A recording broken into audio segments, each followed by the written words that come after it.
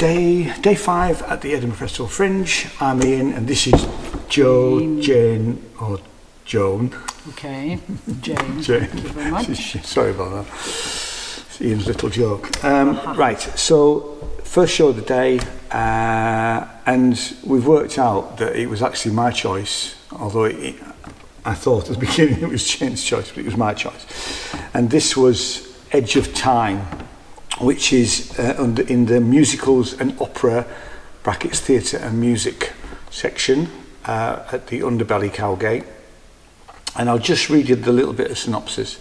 2 women, 2 different decades, both on the edge, inspired by the book A Woman on the Edge of Time by Jeremy Gavron. We are sent back in time to the 1960s and immersed in the dream world of original music, as we live through the moments in the life of feminist pioneer and leading sociologist Hannah Gavron. Edge of Time is a haunting exploration into the power of hope and the life-affirming journey of breaking free from conformity. Do you want to say first what you thought of it? I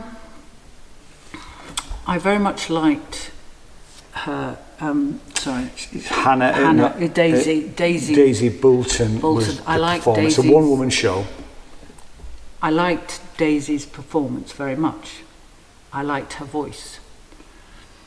But I did struggle to follow what was going on. Because there was a lot of physicality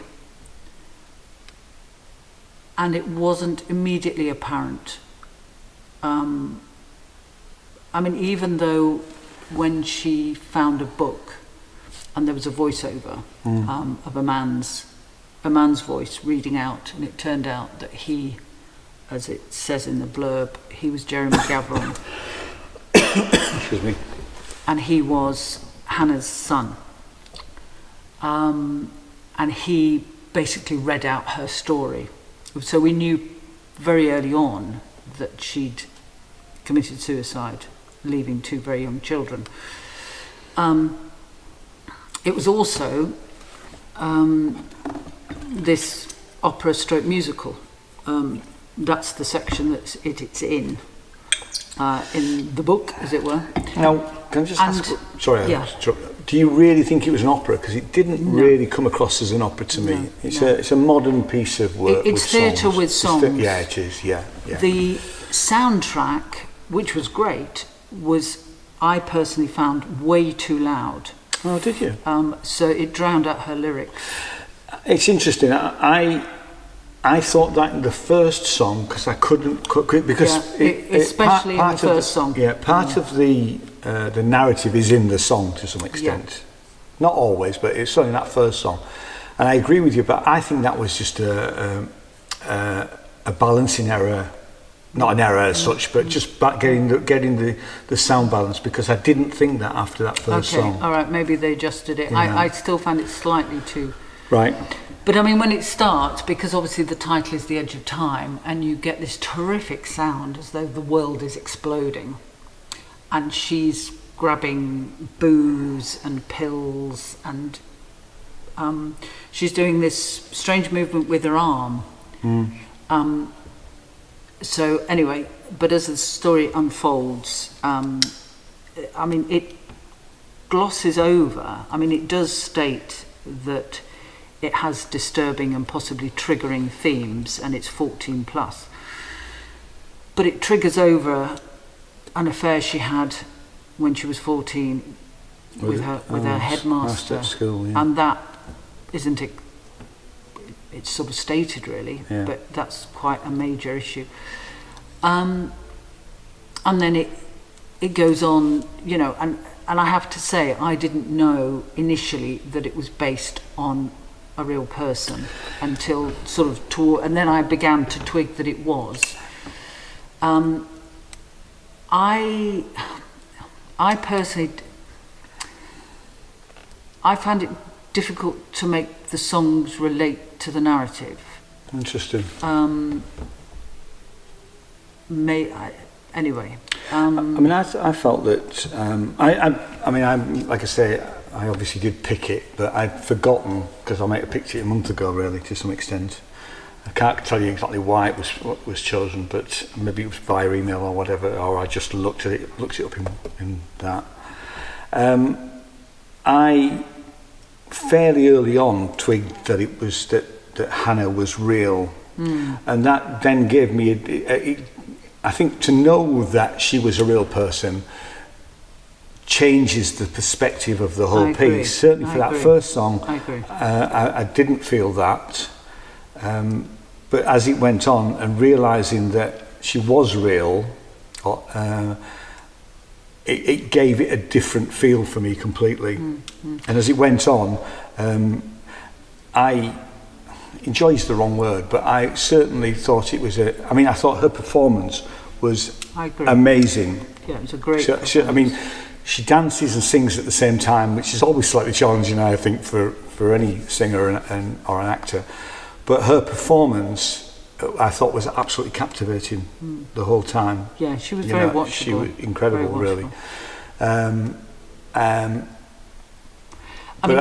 I thought it was an incredible piece of work, really. Okay. I didn't start feeling that at the beginning, in that first song, but as it went on, I did actually change my opinion of it. Okay.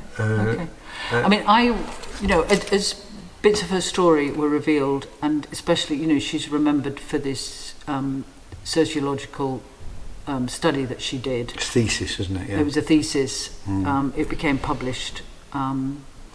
It's not on here. It's called It was the captive wife.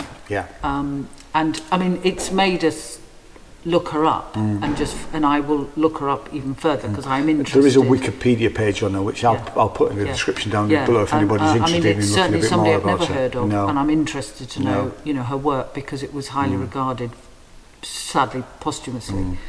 But I suppose it's because, her life, even though it was a short life, encapsulated a lot of things, and it left me with a lot of questions. And I suppose I maybe wanted it to focus on some of the big issues and just go into those a little bit more. But I'm not, it's not my production. No, that's it's quite difficult to do in 50 minutes, isn't it, as well? That's a very subjective view from me. But I agree. I'd like to see her in something else. Definitely. And I'm certainly going to follow up Hannah Gavron. Yeah. So certainly. So Daisy is on our radar, because I thought she was amazing, really. And the problem with musicals is that sometimes the songs can trivialise the subject matter. I have to say that I didn't feel that was the case when the songs come. And I thought the music and the songs were good in context. Yeah, I'm not so sure you'd listen to them as an album, but actually, and there wasn't enough songs to be an album, but I thought musically it was in context. Yeah, and I suppose I've just got a very logical mind, and I was looking for sort of words that in the songs that related to what we just found out. Yeah. And it, there was some lacking for me there. Right. Well, that's interesting. Yeah. Right, let me tell you when it's on. We've already said it's at Underbelly Cowgate. It's on at 10 to 1, 12:50 every day, right the way through until the 25th. There are a couple of dates that's missing. Sorry, we've just got some background noise. So, interestingly, it says it wasn't on today. Oh. Today really? Is the 5th, but actually... well, it's on, here it says 2 for 1 today and tomorrow. Maybe it's because it's already gone and been and gone. It's on tomorrow, which is the 6th, and it's 2 for 1 day. It's not on the 12th, but it's on right the way through to the 25th.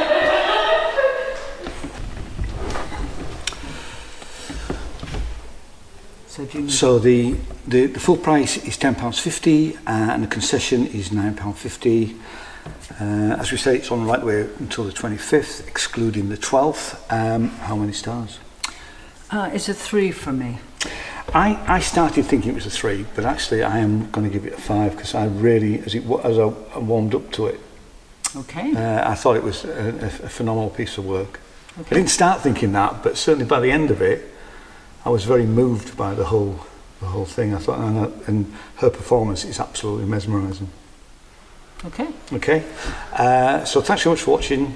We'll see you in the next video. We've got 2 more shows to see today. See you later. Cheers. Bye bye.